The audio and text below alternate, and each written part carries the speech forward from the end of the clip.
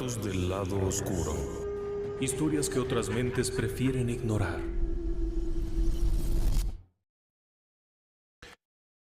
Gracias por acompañarme. Buenas noches tengan todos y todas. Bienvenidos y bienvenidas. ¿Se ha puesto usted a pensar en las cosas ociosas que hacemos los seres humanos? Hay muchísimas cosas que realmente son ociosas. Y una de ellas es tratar de descubrir cuándo será el fin del mundo.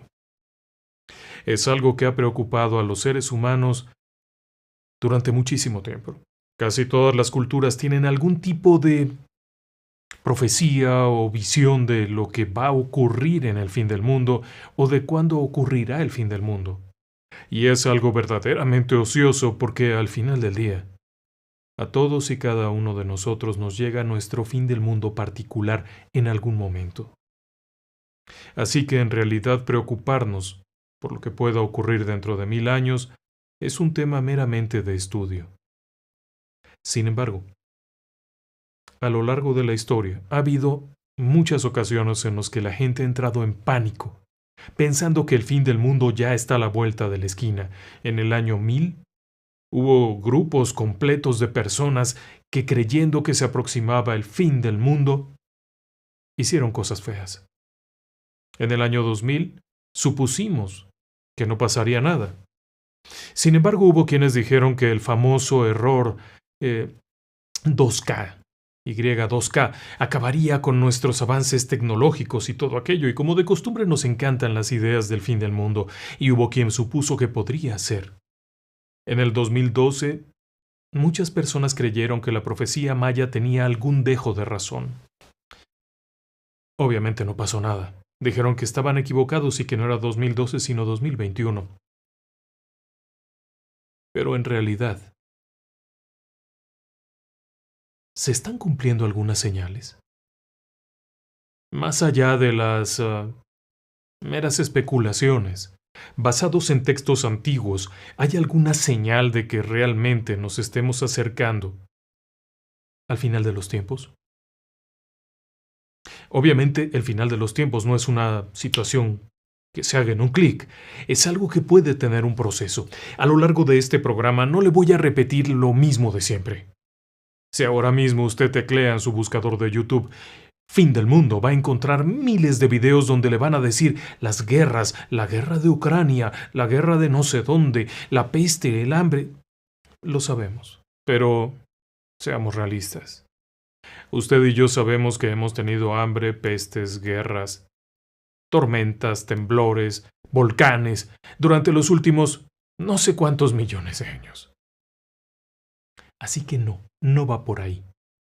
Pero si usted se decide a acompañarme esta noche, le voy a ir platicando cosas extrañas que creo que podrían ser algún tipo de indicio. Pero antes de que entre en pánico y de que piense que ahora sí, ya nos llevó la trampa, o como decimos en México, ya nos cargó el payaso. Esta vez, quiero hacer notar un detalle, al tiempo que estamos transmitiendo este programa, que por cierto es en vivo. El día es el 08 del 08 del 2024, es decir que la fecha está compuesta por 3 ochos. No pierda de vista ese detalle. El 8 es un número de esperanza. Así que comencemos con un detalle interesante. Un reporte del 2023 del Financial Times o de un periódico enfocado a la economía hablaba de un aspecto muy peculiar. Mencionaba que a raíz de la terrible epidemia de COVID que vivimos, Inglaterra había reducido el uso de efectivo en las operaciones corrientes, es decir, en ir a comprar el pan, en ir a comprar el huevo, ir a comprar la comida, había reducido el uso de papel moneda y monedas en más de un 50%. Pero eso no es todo. En Suecia, solo el 9% de las operaciones de persona a persona se hacen con efectivo. Obviamente las grandes operaciones comerciales, transferencias, negocios se hacen vía electrónica, pero las personas comunes y corrientes como usted o como yo, que salimos a la calle a comprarnos algo para comer, han dejado de usar el dinero allá. Solamente el 9% de la economía utiliza efectivo. Pero las cosas no son menos dramáticas en otros lugares. En España, el 54% de las personas utilizan tarjeta de crédito o algún dispositivo similar para hacer la compra diaria. Hay personas que ya no han utilizado dinero en mucho tiempo. La tarjeta del autobús, la tarjeta del metro, el QR para entrar aquí o allá, el QR para pagar en el café de la Sirenita.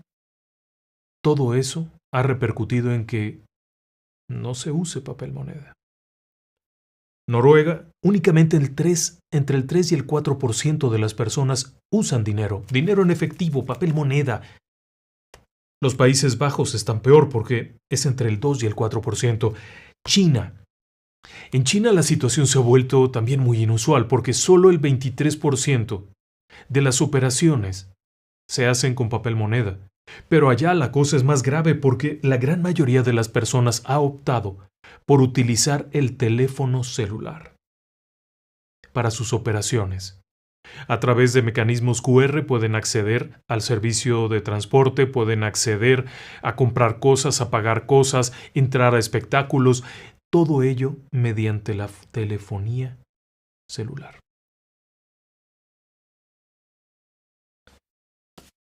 ¿Y qué tiene que ver eso con un programa del fin del mundo? Pues lo tiene que ver todo, Apocalipsis. El término apocalipsis, si ahora mismo se lo digo a usted, se imagina el fin del mundo. Ciertamente no quiere decir eso. Apocalipsis quiere decir revelación, lo revelado, lo que se muestra. Pero se ha interpretado como si fuera el fin del mundo, puesto que eso es lo que le fue revelado en teoría a Juan de Patmos allá en el siglo I, mientras estaba recluido en esta pequeña isla del mar Egeo, teniendo visiones terribles de lo que vendría a futuro. El Apocalipsis es un libro completamente simbólico y lleno de cosas extrañas. Tiene 7 grupos de texto, 7 subgrupos de texto. Habla de los 7 sellos, el libro de los 7 sellos. Habla de los 7 ángeles con las 7 trompetas. Habla de las 7 copas. Curiosamente solo habla de 4 jinetes del Apocalipsis, pero en general lo que describe ahí es la llegada del demonio ocupando al planeta en sus diferentes formas: fuego, azufre, muerte, el castigo divino, la tribulación, la tristeza, el dolor, y luego el rapto. Aquellos justos que ya están allá arriba, más los que se llevarán para que no tengan que vivir la tribulación. Es un texto aterrador. Y usted se pregunta, ¿de qué se trata esto? Ya me estoy confundiendo. ¿Por qué me habla primero de economía y de papel moneda? Que por cierto es una cosa muy curiosa porque hoy día el volumen de dinero en papel moneda o monedas es la mayor cantidad que ha existido jamás. Pero lo trágico es que la gran mayoría no está en el bolsillo de alguien, sino guardado, puesto que la gente no lo usa. Pero insisto, ¿por qué tengo que estarle hablando de cosas tan raras? Déjeme que le explique algo. Pero para ello, le voy a leer una parte del libro del Apocalipsis, capítulo 13, del versículo 11 al 18. El Apocalipsis es el último libro de la Biblia. Escuche usted. Después vi a otra bestia, que subía de la tierra y tenía 2 cuernos semejantes a los de un cordero, pero hablaba como dragón. Y ejerce la autoridad de la primera bestia en presencia de ella, y hace que la tierra y los moradores adoren a la primera bestia. Es decir, nosotros adorando a la bestia, cuya herida mortal fue sanada. También hace grandes señales, de tal manera que aún hace descender del cielo fuego a la tierra delante de los hombres, y engaña a los moradores de la tierra, con las señales que se le ha permitido hacer en presencia de la bestia, mandando a los moradores de la tierra que le hagan imagen para que esa imagen hablase e hiciese matar a todo aquel que no la adorase. Y hacía que todos, pequeños, grandes, ricos, pobres, libres y esclavos, se les pusiese una marca en la mano derecha o en la frente, y que ninguno pudiese comprar ni vender, sino el que tuviese la marca, o el nombre de la bestia, o el número de su nombre. Aquí hay sabiduría. El que tiene entendimiento cuente el número de la bestia, que es número de hombre, y su número es 666. El mensaje, en otro tiempo, no parecía tener sentido. Pero ahora mismo le acabo de explicar que estamos avanzando a un mundo en el que, si no tienes un número,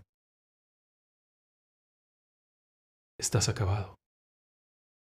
La mano derecha lo activa, la mano izquierda lo sostiene. El número está en la derecha. De acuerdo con este texto bíblico, el Apocalipsis nos revelaría que estamos entrando en una fase cercana al fin del tiempo. ¿Por qué habla tanto de 7? El 7 tiene un significado muy interesante, puesto que el Creador trabajó 6 días y el séptimo descansó. El 7 como tal en la Biblia se interpreta como el número donde se concluyen cosas, donde se termina algo, donde se acaba algo. Así es que por eso el Apocalipsis habla del final de los tiempos. Habla de las 7 trompetas, los 7 sellos, las 7 señales, porque es el final del tiempo. Y una de tantas señales se está cumpliendo. Por lo menos en teoría, por supuesto. Ya le he dicho que el número 8, como hoy, es un número de esperanza. Ahora quiere que le diga otras noticias igualmente aterradoras. ¿Ha oído usted hablar del descenso de la natalidad? Sí. No nacen niños. Si usted ahora mismo juntara a todas las personas que conoce, cercanas, vamos, la chica que le despachó en la tienda de conveniencia no cuenta. Pensemos únicamente en las personas cercanas a usted. ¿Cuántos niños hay? Probablemente, si lo hubiera usted hecho este mismo ejercicio 30 años atrás o 40, el número de niños habría sido mucho mayor. Y es que en el mundo hay una dramática reducción de la natalidad. Y al decir dramática, créame que es muy dramática. En 1950 el promedio de nacimientos por mujer era de 5. Obviamente, había mujeres que no tenían hijos, había mujeres que tenían 1, que tenían 2, pero había mujeres que tenían 11, lo que hacía que se compensara. Y el promedio era 5. Pleno crecimiento demográfico. Pero eso ha cambiado dramáticamente porque en el año 2021, es decir, 3 años atrás, apenas teníamos 2.3 nacimientos por cada mujer. Pero eso no es lo peor, porque se estima que para el 2050 escasamente estaremos llegando a nivel global, a nivel mundial, a 2 nacimientos promedio por mujer. Abajo de eso, no es muy sostenible la vida, como tal para los seres humanos, porque empieza a reducir dramáticamente la población. Y eso nos lleva a un escenario terrible porque para el año 2100 se estima que Japón y España, por ejemplo, tendrán 50% menos de población. Para el año 2100 se cree que el promedio de nacimientos por mujer sería de 1.7 hijos, lo cual ya no alcanza para reponer las personas que van falleciendo, y por ende se va perdiendo rápidamente la densidad habitacional. Y usted ahora mismo ha de pensar, ¡yupi! Se acabó el calentamiento global, se acabó la basura, se acabó la contaminación de los océanos. Espere un poquito, porque esto se ve un poquito más feo desde otro ángulo, porque hay un factor conocido como el factor de no coincidencia. Este factor de no coincidencia es mucho más dramático de lo que se piensa, y además es un factor que no se puede estimar correctamente, y el factor de no coincidencia significa que en una población donde hay 20,000 personas, si solo hay 500 niños, y estos 500 niños están repartidos entre las 20,000 personas, va a haber un severo problema para que estos niños puedan encontrarse, desarrollarse como adultos jóvenes y posteriormente convertirse en personas que formen familias. Y esto no es solamente un estimado o una invención, esto es algo que ya está ocurriendo. Pero ahí no termina el asunto. Para fin de siglo, Italia tendrá 28 millones de habitantes o menos. China, para el año 2100, podría tener una significativa reducción de su población de hasta el 50%. Pero si hacemos caso de los fenómenos de este factor de no coincidencia, podría ser mucho menor la población, y de nueva cuenta usted ha de pensar, pues eso no está mal, vaya. Vamos a tener problemas para comprar bisutería china y para comprar chácharas chinas, pero no es así. Porque eso significa que en la siguiente generación habrá todavía menos, porque ese decrecimiento se vuelve galopante, y al volverse galopante y comenzar a espaciarse más la distribución de los seres humanos, los encuentros se vuelven cada vez más difíciles. Y el sostenimiento de las personas ancianas y de las personas mayores que dejan de trabajar se volverá increíblemente complejo porque la fuerza productiva se ha reducido y la producción de dinero, impuestos y con ellos el bienestar termina por irse a pique y en consecuencia la sostenibilidad de una sociedad y de un gobierno se hace cada vez más difícil. Simplemente, producir suficientes alimentos para sostener a la generación anterior, mucho mayor que la nueva generación, en cuanto a volumen de personas, se vuelve muy complicado. Ya suena feo, ¿verdad? Pues ahora espere que le diga esto otro, libro de Oseas, Biblia. Estamos en el capítulo 9, en el versículo 10, y dice algo así: como uvas en el desierto, hallé a Israel. Como la fruta temprana de la higuera en su principio, vi a sus padres. Pero ellos acudieron a Baal, se apartaron para vergüenza y se hicieron abominables como aquello que amaron. La gloria de Efraín volará cual ave, de modo que no habrá nacimientos, ni embarazos, ni concepciones, y si llegaren grandes sus hijos, los quitaré de entre los hombres, porque hay de ellos también, cuando de ellos me aparte. Efraín, según veo, es semejante a Tiro, situado en lugar delicioso, pero Efraín sacará sus hijos a la matanza. Dales, oh Jehová, lo que les has de dar, dales matriz que aborte y pechos enjutos.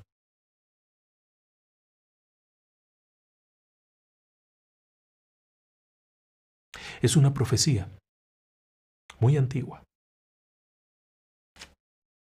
que tiene que ver con los datos estadísticos y demográficos que le acabo de leer. Pero no es la única. Si usted pensaba que mis datos históricos, estadísticos y demográficos eran realmente extraños y no tenían sentido, esta profecía viene a decir 2, 3 cosillas, pero hay otra peor. ¿Alguna vez ha oído usted hablar de Kabbalah? Compendio de creencias místico-esotéricas de origen judío. Kabbalah menciona en alguno de sus tantos textos la existencia del Gaf. El Gaf es conocido como el árbol de las almas, pero también es conocido como la bóveda de las almas, el repositorio, el lugar donde están todas las almas. Cada vez que va a nacer alguien, Gabriel toma un alma y la coloca para que vaya a ese cuerpo, para que baje al mundo. Hasta ahí todo suena bien. De hecho, el propio Talmud, que es la interpretación rabínica de la Torá, que serían los primeros 5 libros de la Biblia del Antiguo Testamento, esta interpretación rabínica también habla acerca de esto. Pero lo interesante del Gaf, y que tiene mucho que ver con el fin del mundo, es que la llegada del Mesías será cuando se agoten las almas del Gaf, es decir, cuando no nazcan más niños.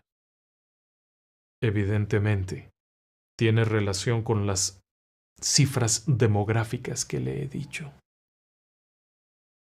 Así que si usted pensaba que todas las profecías del fin del mundo hablaban de bombas, guerras, temblores, tormentas y grandes tsunamis, en realidad van mucho más sutiles.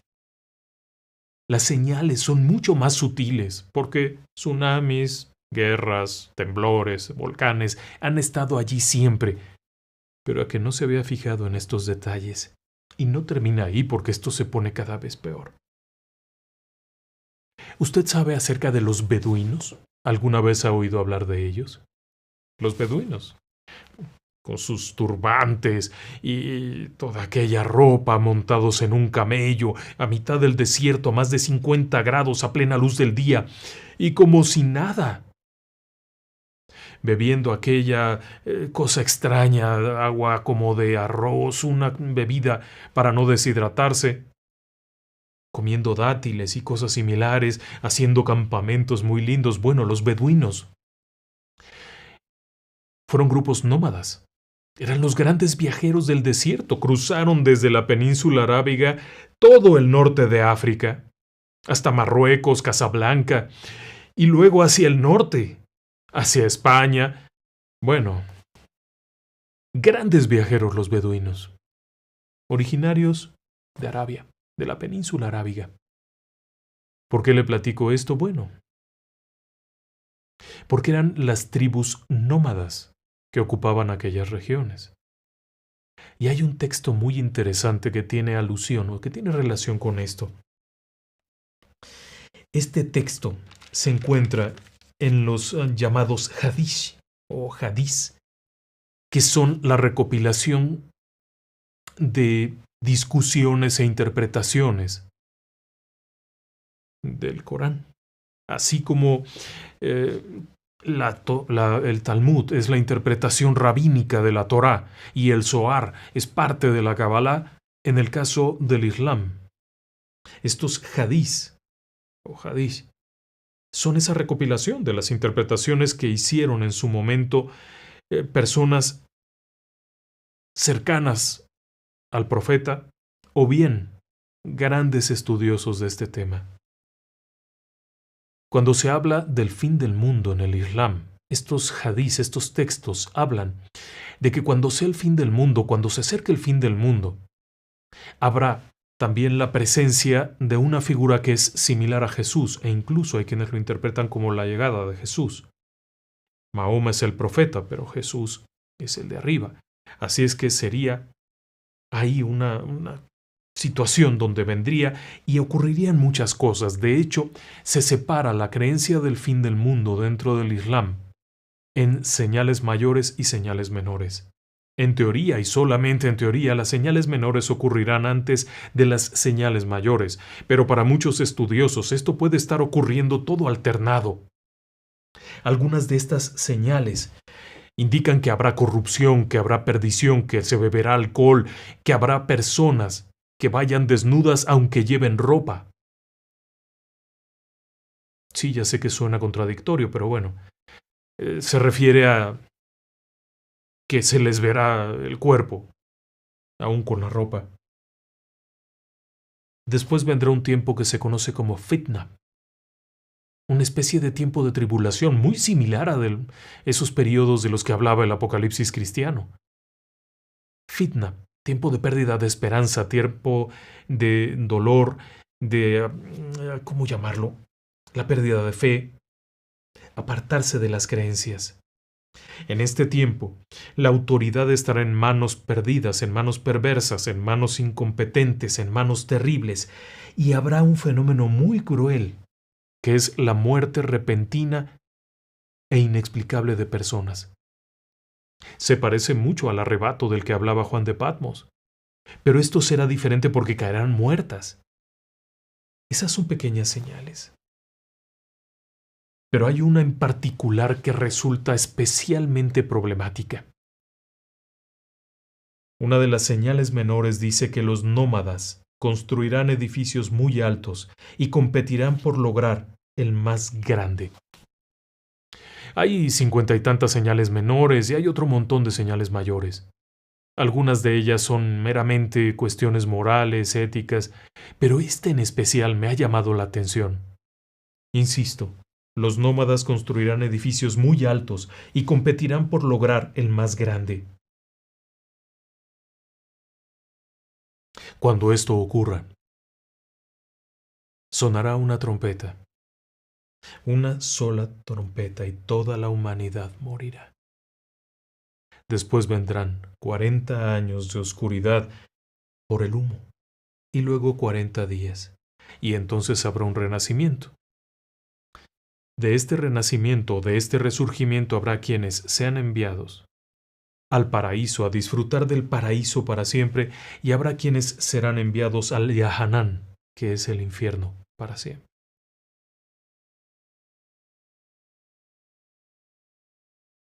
¿Por qué me preocupa esta parte? ¿Por qué todo lo demás no? Vaya, obviamente hay muchas cosas que se podrían interpretar como que se están cumpliendo, pero son un poco ambiguas. Sabemos que siempre ha habido corrupción, siempre ha habido cosas, etcétera, etcétera, siempre se ha perseguido a unos y a otros. Vamos, ¿guerra en Medio Oriente? Llevamos toda la historia de guerras allá. Así es que el hecho de que en este instante Israel esté en guerra con Palestina, con el Líbano, y que Irán esté tratando de bombardearlo y los hutíes de Yemen también estén atacando, no es algo único, también ha estado ocurriendo. Incluso la Liga Árabe en los 60 con la Guerra de los 6 días, la Guerra del Yom Kippur, fue lo mismo, o por lo menos muy parecido. Pero esta cita, esta señal menor, verdaderamente es rara. Cuando los nómadas construyan grandes edificios. Me regreso 2 o 3 cositas. Riad, Arabia Saudita, la capital. En este sitio se está trabajando en la construcción del edificio más grande del mundo. Va a tener 2 kilómetros de altura. Va a desplazar prácticamente a cualquier otra estructura humana vertical no soportada. Es decir, que no está atirantada. El edificio siguiente, su competidor, es la Torre Jeddah. La Torre Jeddah tiene apenas 1000 metros. Y está por ahí también, cerca de Riad. Pero no sé si ha oído usted hablar de The Line, la línea. La línea es una construcción que se espera tenga 170 kilómetros de largo por 500 metros de altura. Se espera que pueda alojar a 9 millones de personas y se encuentra en Arabia Saudita, la península arábiga. Son 3 obras absurdamente grandes, ridículamente enormes. Un edificio como el edificio de 2 kilómetros de altura puede costar unos 5,000 millones de dólares. Pero ¿sabe qué es lo más dramático? Están en territorio beduino. Y el territorio beduino es territorio de nómadas. Territorio de nómadas, nómadas construyendo edificios, señal del final de los tiempos, del Hadiz. No sé usted cómo lo vea, pero suena extraño. Y suena extraño porque no son cosas ambiguas. No estamos hablando de enfermedades. Vaya, si habláramos de enfermedades, la peste negra y todo aquello acabó con el 40% de los europeos. En la Edad Media, eso se podía interpretar más como un apocalipsis. Pero esto no termina ahí. He tomado notas de muchas otras cosas. ¿Sabía usted acerca de Baba Vanga? Si no conoce toda la historia, le invito a que vea un video que tenemos aquí mismo en el canal. Para no repetir toda la historia, solo le diré que Baba Vanga era una mujer ciega, búlgara, que era una vidente tremenda, era una paragnosta, que podía saber cosas increíbles, aún sin poder ver. Podía saber dónde había una persona muerta, dónde encontrar el cuerpo, podía saber qué le dolía a alguien, podía saber qué decía la carta que alguien llevaba guardada y podía saber el futuro. Hizo muchísimas profecías, algunas más acertadas que otras, con una característica muy común a muchos de estos videntes: una falla permanente con los tiempos. La gran mayoría de los grandes videntes, la gente que ve al futuro, ha tenido problemas para fijar el tiempo correctamente, y es que no hay manera real de que lo puedan encontrar. Muchos de ellos lo que hacían era ver escenas de futuro. Y al ver escenas del futuro, pues solamente que hubiera algún letrerito por ahí con la fecha. Así es que muchos de estos videntes tenían ese error con las fechas, sin embargo, podían ser muy acertados en otros aspectos. Ella, entre muchas cosas, pudo saber eventos que ocurrirían y que se han cumplido. Algunos de ellos se han cumplido en nuestro tiempo, aun cuando Baba Vanga murió en el 96. Se han cumplido en nuestro tiempo. Uno que me ha llamado la atención, por ejemplo, es la guerra de Europa. Ella pronosticó que la guerra en Europa comenzaría en el 2025, pues no, comenzó en el 2022. ¿Y por qué digo que la guerra en Europa? Porque, bueno, Rusia invade Ucrania y Ucrania se defiende con armas que vienen de Estados Unidos, armas que vienen de Alemania, de Polonia, de España, de Francia. O sea que en realidad el conflicto es mucho mayor de lo que nos imaginamos. Ella pensó que esto ocurriría en el 2025, ocurrió en el 2022, comenzó en el 22. Pero todavía faltan muchas cosas que podamos ver. Es amenazante. En el 2028 ella pronosticó que habría exploración de Venus. También se equivocó en el tiempo, porque la exploración de Venus comenzó desde hace mucho tiempo, pero la exploración cercana, cartografía, mediciones atmosféricas, todo lo que tiene que ver con el análisis de Venus. El planeta, sí, Venus, el planeta que está un poco más adelante de nosotros hacia el Sol. En el año 2010, Japón envió una misión importante. Y hay otras misiones que ya están allá dándole vueltas, esperando un posible aterrizaje sobre la superficie venusina para seguir adelante como se ha hecho con Marte. No se equivocó. Se está haciendo. Después, ella fijó la fecha para el fin del mundo, alrededor del 3005. Está un poquito lejos. Y cada vez que hablaba de eventos muy lejanos se equivocaba.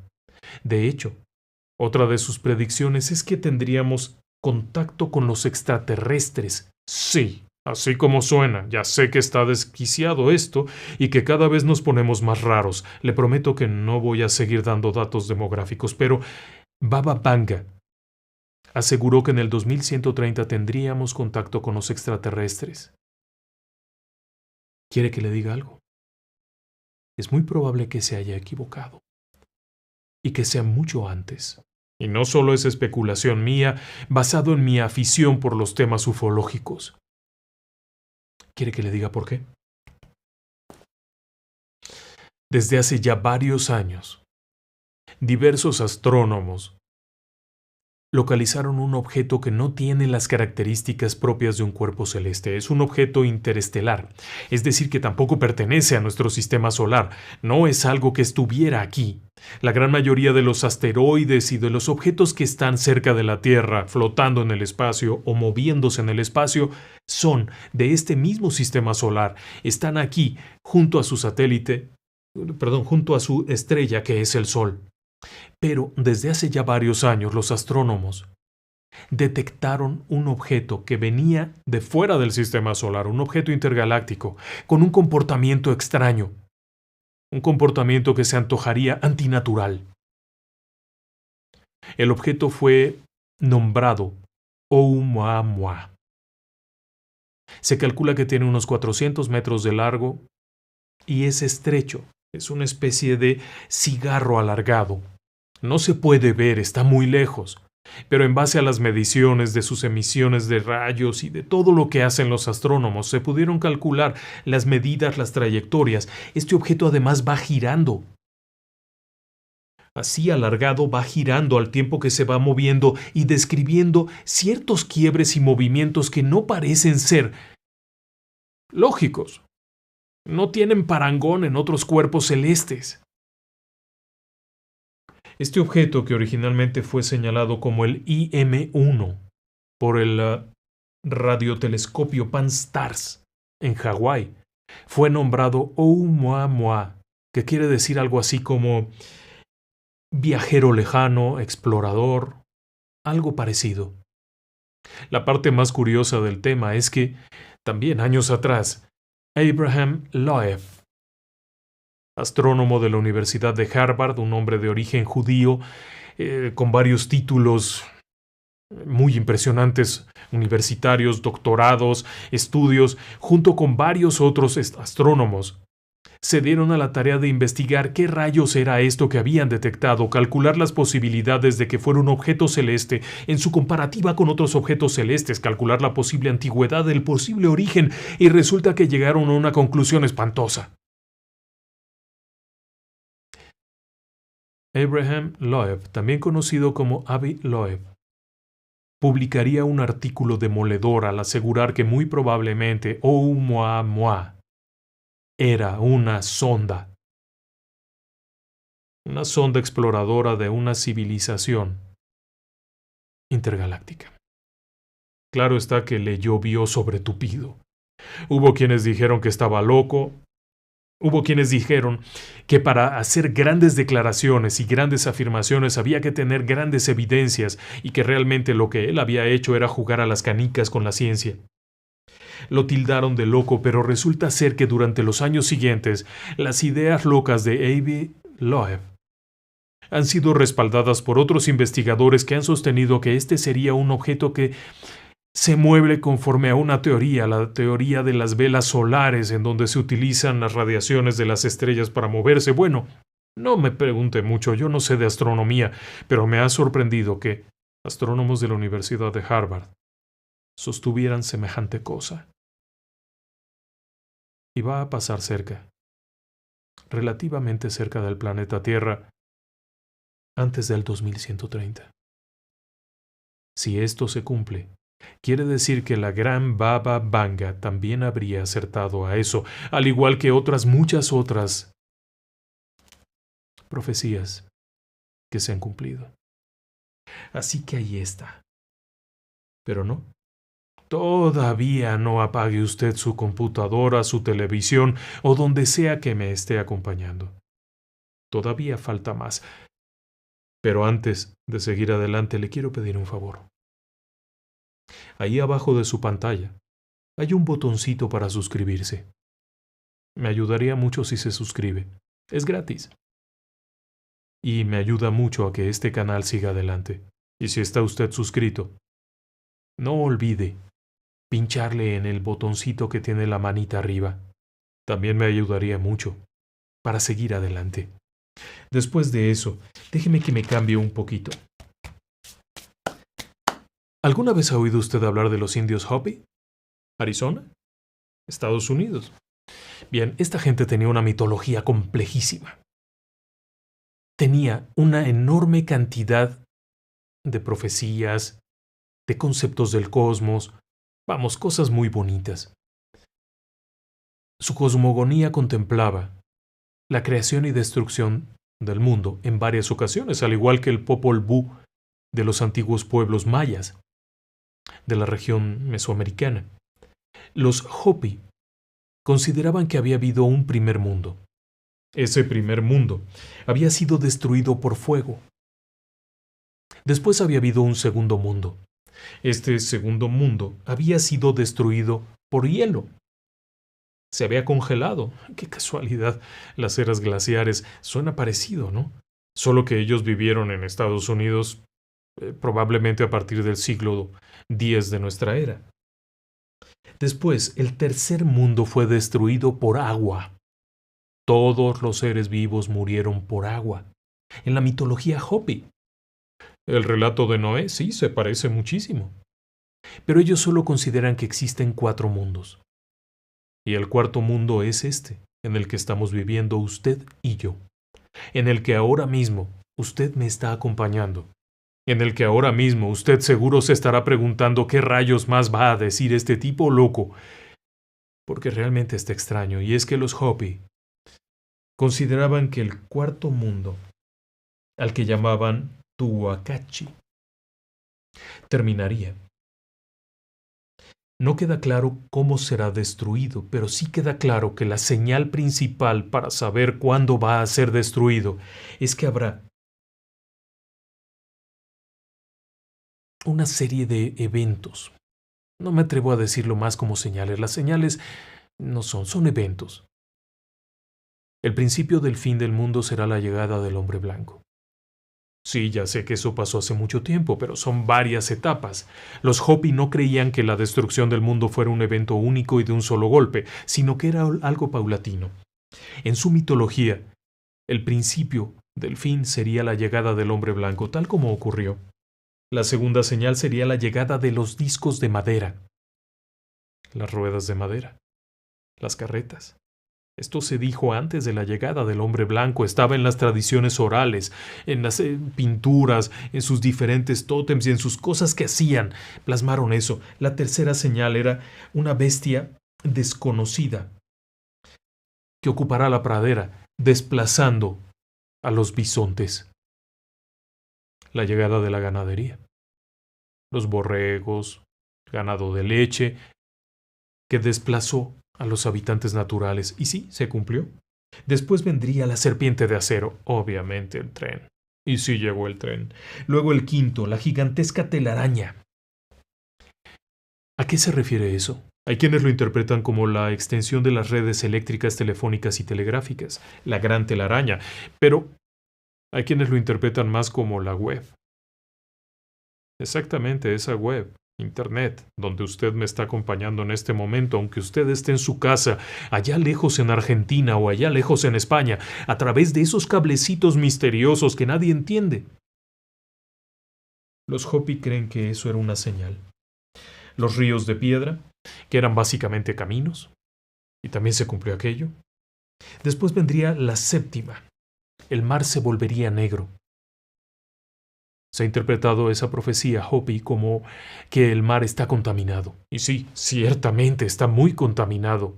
La octava profecía sería muy loca porque decían que los jóvenes blancos se dejarían crecer el cabello similar al que usaban los Hopi. Comenzarían a escuchar acerca de las tradiciones Hopi.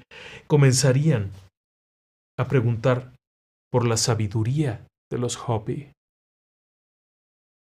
Curiosamente, y al igual que con el caso de Baba Vanga y todos los demás, son 9 en total las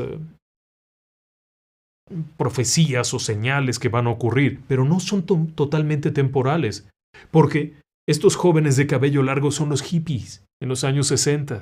Se cumplió, pero esto estaba dicho 300 años antes. Esa es la parte más interesante, pero la novena es la llegada de Zacuazoluj Kachina, la estrella azul, que se quitará la máscara y nos revelará su presencia. La estrella azul es el señal del fin. Y todo está muy bien. Excepto que en el año 2016, un grupo de astrónomos publicaron en el Astronomical Journey datos calculados que aportaban evidencia de la posible existencia de un noveno planeta. Sí, un noveno planeta. Más allá de Neptuno, habría un noveno planeta. Este noveno planeta tendría una distancia enorme con el Sol. Se estima que podría tener unas 10 veces más masa que la Tierra, y su tamaño también sería mucho más grande. Se encuentra muy lejos del Sol, por lo que sus trayectorias podrían ser más o menos En su parte más cercana al Sol, 300 veces la distancia del Sol a la Tierra, y en su parte más lejana entre 600 y 1200 veces, lo que significa que sería un planeta oscuro y helado. Un planeta de hielo. Y cuando usted agrupa una enorme cantidad de hielo, se ve azul. Y por consiguiente, este extraño planeta al que también se le conoce como Fati, con PH, Fati, sería un planeta azul de hielo. La profecía Hopi se estaría cumpliendo. Y eso no tiene datos demográficos. Pero tampoco termina ahí la historia. Si usted ahora mismo ya estaba preparando las maletas para irse a dar la vuelta a alguna parte, espere, todavía no. ¿Alguna vez ha oído usted hablar de San Malaquías? Las profecías de San Malaquías.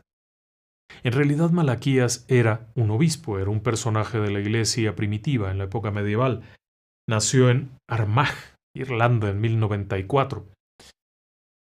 Y se convirtió a la iglesia católica, llegó a ser obispo, un tipo muy esmerado, con muchas ganas de evangelizar, de convertir, de todo aquello. Realizó un par de viajes a Roma para presentarse con el Papa, y en uno de esos viajes le dejó al Papa algo. Además de sus otras profecías en donde avisó de su propia muerte y 2 o 3 cosillas, dejó una lista con lemas. No son nombres, son lemas que representan 112 papas.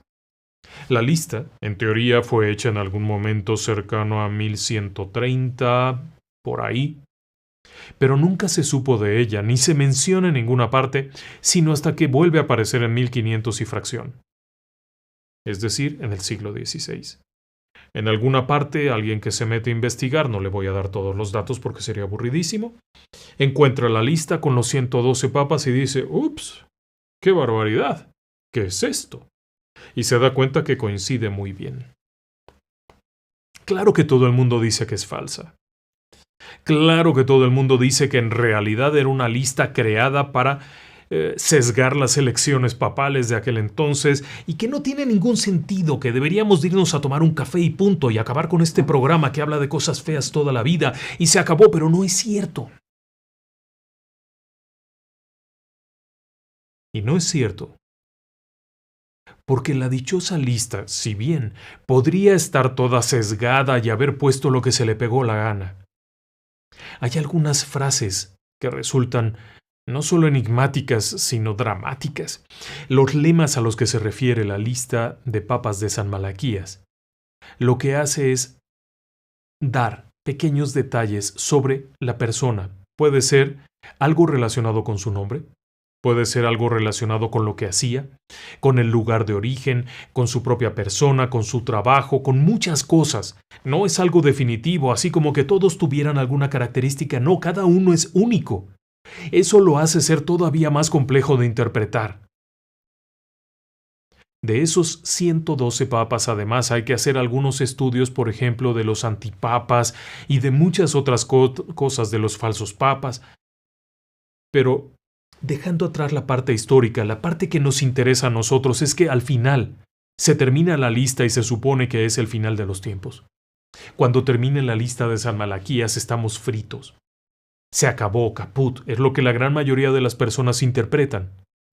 Aunque no exactamente todos, porque también hay quienes consideran otras variantes, pero de nueva cuenta, ¿cómo sabemos que solo van a ser 112? ¿Qué tal que se equivocó en la cuenta y estamos nosotros interpretando mal las cosas? Los últimos lemas son muy claros. En algunos aspectos, aun cuando apenas son unas pocas palabras, dan una idea de que realmente corresponden con la persona, lo que nos hace pensar que no está equivocada en cuanto a tiempo y en cuanto a que estamos teniendo al último papa.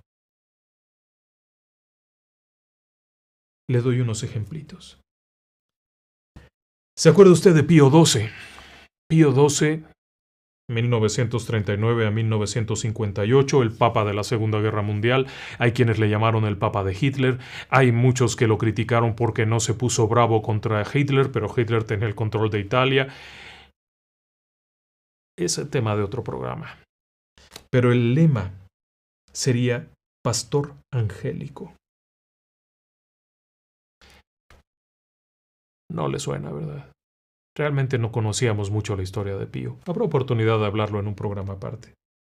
Le puedo mencionar a Benedicto XV, 1914 a 1922, plena Primera Guerra Mundial. Su lema sería Religio depopulata, religión devastada. A este papa le tocó un montón de problemas en la iglesia.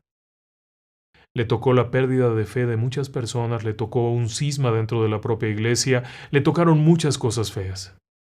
Podía ser, pero tampoco es tan evidente. Juan XXIII, el Papa Bueno, 1958-1963. Juan XXIII tenía muchas cosas que atender, pero su lema fue Pastor Inauta. Y es curioso, Juan XXIII era veneciano, navegante. El lema de Juan XXIII se traduce como pastor y navegante. Y era un hombre que venía de Venecia, donde, para moverte, tienes que navegar. Y también es curioso el hecho de que Benedicto XV, religión devastada, ¿devastada por qué? En el período en el que este hombre estuvo activo, Benedicto XV, ocurrieron algunas apariciones verdaderamente impresionantes. Pero dejemos eso ahí. Más cerquita, ¿quiere usted? Pablo VI, 1963 a 1978. Flor Florum. Ese es el lema. 2 palabritas. Ni siquiera dice el nombre, ni siquiera se parece en nada. Pero es increíblemente acertado porque Flor Florum quiere decir flor de las flores. La flor de las flores era la flor real, la flor imperial, la flor del rey, de la corona, la flor de lis. El emblema de Pablo VI, su blasón de su papado era la flor de lis. Ya nos empezamos a poner nerviosos. Juan Pablo I, el Papa de la Sonrisa. ¿Se acuerda? La esperanza, un mes de vida. Las teorías acerca de su muerte van y vienen. 1978. El lema para ese Papa, de acuerdo con la lista de San Malaquías, es De mediatate lunae, el Papa de la media luna. Para muchos, se podría interpretar como el Papa que viene de territorios musulmanes, pero no es así. Cuando uno lee la biografía de Juan Pablo I y checa un poquito más allá, si le vas rascando un poquito más allá, te vas a encontrar de 2 o 3 cosas muy extrañas. Su nombre era Albino Luciani. El nombre del Papa Juan Pablo I era Albino Luciani, la luz blanca, la luz de la luna. Nació en Belluno, la bella luna. Fue elegido Papa entre el 25 y el 26 de agosto de 1978. El cuarto creciente estaba exactamente a la mitad de la luna. El Papa de la media luna. Pero eso no es todo. Albino Luciani había sido ordenado sacerdote en 1934, el 7 de julio, cuando la luna estaba exactamente a la mitad. Pero todavía no termina ahí esto, porque esto es más dramático de lo que uno puede pensar. Juan Pablo I muere. Y muere muy probablemente asesinado, porque todo el mundo considera eso. Yo no tengo pruebas, así es que mejor no metemos fuego en donde no debe de haberlo. Pero muere el 28 de septiembre de 1978. ¿Y sabe qué? Esa noche fue luna nueva. No hubo luna. Se acabó. Juan Pablo I estaba muerto. Y la luna estaba oscura. Nos pone nervioso. ¿Por qué le estoy diciendo específicamente estos? Porque estos son los que tenemos cerca, los que podemos analizar y comparar de manera más precisa. Y en 2 mugrosas palabras nos ha dicho la historia de Juan Pablo. Pero todavía no termina ahí. Bueno, el caso de Juan Pablo II, obviamente también. La labor del sol. Incansable.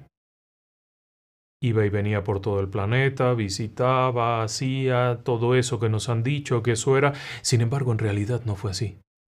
Juan Pablo II, el Papa tan querido, nació un día que había un eclipse. Murió un día en el que había un eclipse de sol.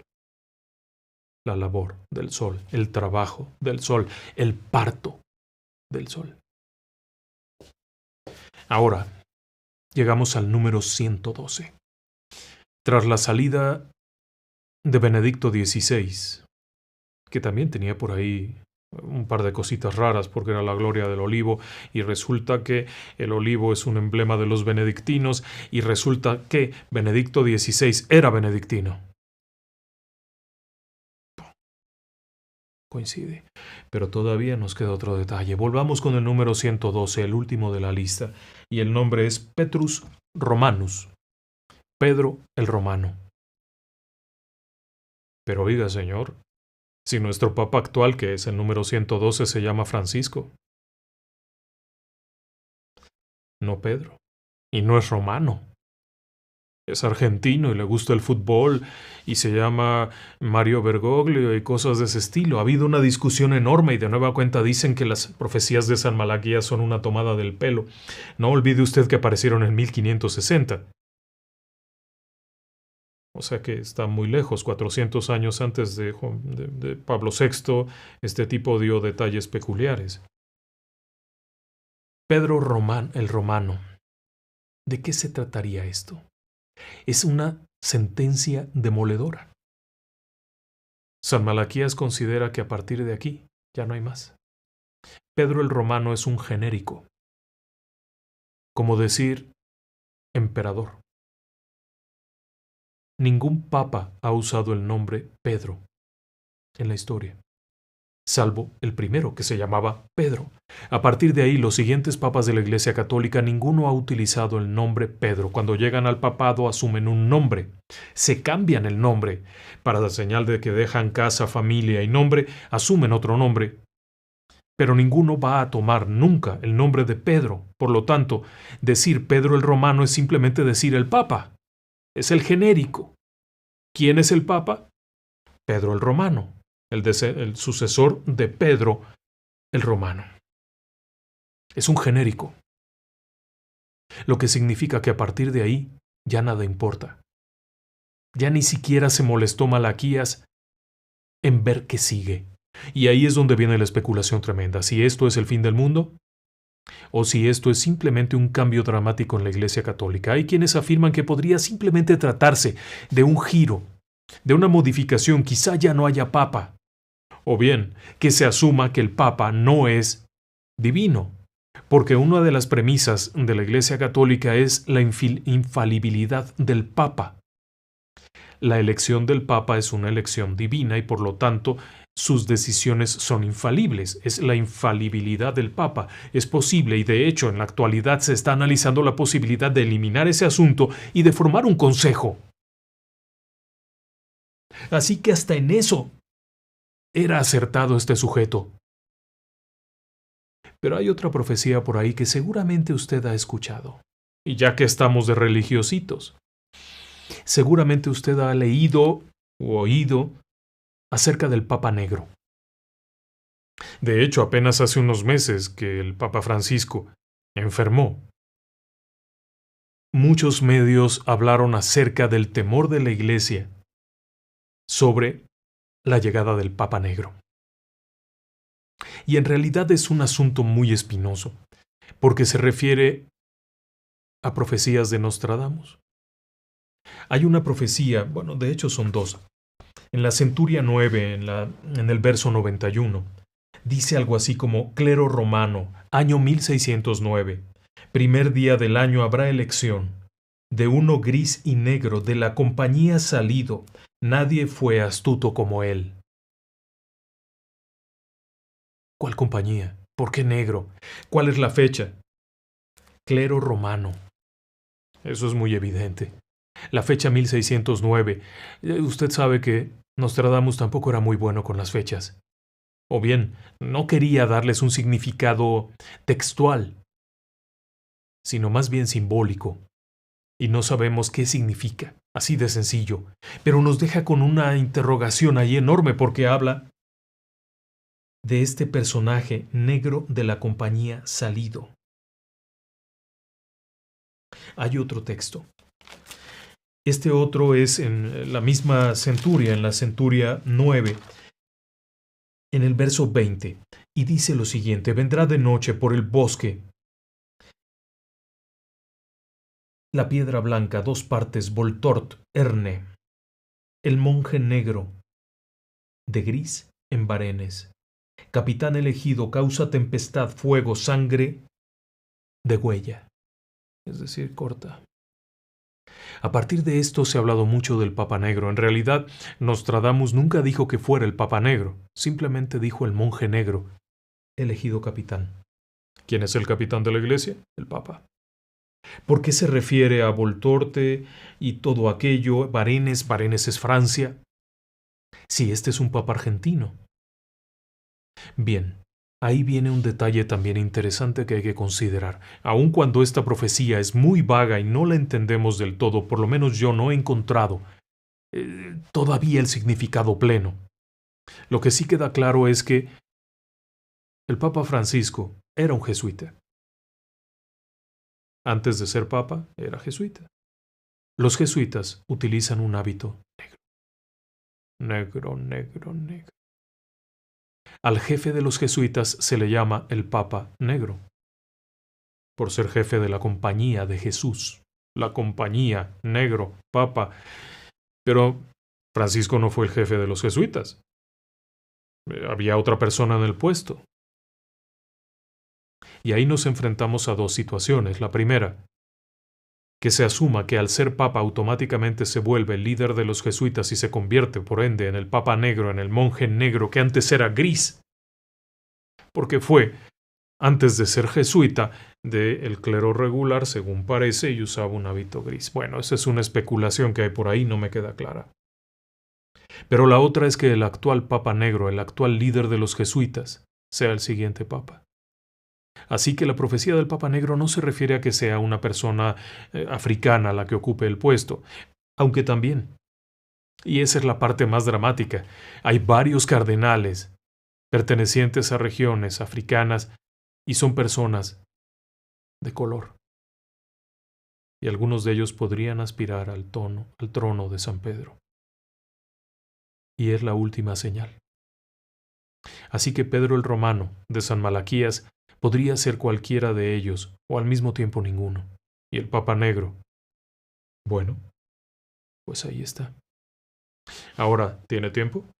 ¿Tiene 4 minutitos o 5 más? ¿Se acuerda que tengo un programa acerca de la profecía del fin del mundo de Stormberger? Matthias Stormberger. Este sujeto nació a finales del a mediados del siglo XVIII, murió a principios del XIX, hizo unas profecías tremendas porque además era muy preciso. A diferencia, por ejemplo, de Nostradamus, que decía volará el pajarito por entre los pastos y eso significa algo, Matthias Stormberger daba datos precisos. Cuando pase por aquí la serpiente de acero estallará la guerra. Y el día que abrieron el tren que cruzaba por afuera de su casa, explotó la Primera Guerra Mundial. Ya él había muerto 100 años antes. 100 años antes, cuando vivió Stormberger, ni siquiera existían las locomotoras y predijo que cuando pasara una locomotora por ahí, por el bosquecito cerca de donde vivía, estallaría la Primera Guerra Mundial. Después dio datos precisos para el estallido de la Segunda Guerra Mundial y luego describe varios episodios dramáticos. Entre ellos la Tercera Guerra Mundial, la que considera el final de los tiempos. Y hay un detalle muy macabro porque habla de la gran travesura. Podría ser un atentado, podría ser algo así, la apostasía, que es algo que se aparta a la gente de la fe, algo que ya hemos visto mucho, pero este último detalle de la Tercera Guerra Mundial es especialmente notorio cuando se habla de Stormberger, porque habla de que se usarán armas artificiales. ¿Ha visto usted alguna noticia sobre la guerra en Ucrania? ¿Cuántos tanques blindados rusos han sido destruidos utilizando drones? ¿Cuántos bombardeos a distancia se han hecho con drones? ¿Cuántos barcos han sido hundidos con drones náuticos o drones marinos que son armas artificiales? Es decir, que no las maneja directamente una persona que no combate. Quizá podría ser. Pero bueno, antes de mandarlo a casa o mandarla a casa, quiero decirle que no todo está perdido. Porque hay una profecía antigua que es muy bonita. La profecía pertenece a las tribus Nakota Oyate y a los Dakota y los Lakota, que son tribus originarias de los Estados Unidos, pueblos originarios de los Estados Unidos, que era gente con una mitología y con una religiosidad tremenda, y ellos tienen la profecía del búfalo blanco. De acuerdo con la tradición más antigua, 3000 años atrás un día apareció una mujer que llevaba una especie de envoltorio, en donde tenía la pipa sagrada, un tambor y unas cosas que entregó a los pueblos Nakota Oyate. Y después se marchó hacia una ladera en donde se transformó primero en un búfalo negro, después en un búfalo rojo y finalmente en un búfalo blanco, en una cría de búfalo blanco, prometiendo volver. Y de hecho, la promesa no era del todo bonita, porque cuando volviera sería para traer malas noticias, pero sería una advertencia de cambiar. Si se hacía el cambio, no pasaría nada. La primera advertencia fue en 1993, cuando nació un búfalo blanco, no albino, blanco. Fue el tiempo en el que se anunció dramáticamente el calentamiento global y comenzó el movimiento de protección, de reducción de huella de carbono, y se han tomado iniciativas.